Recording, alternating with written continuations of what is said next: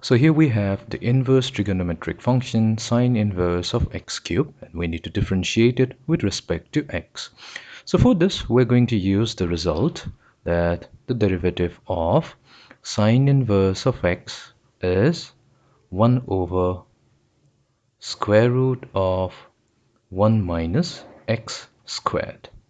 Now here we don't have an x, instead we have x cubed, so we're going to assume that this is x so that we can apply the chain rule. So this will be equals to 1 divided by square root of 1 minus, so we have x squared, so instead of x we will substitute with x cubed whole squared, then multiply it to the derivative of the assumption, which is x cubed. So we have 1 divided by square root of 1 minus, so x cubed whole square, so that will be x raised to the power of 6 times derivative of x cubed will be equals to 3x squared.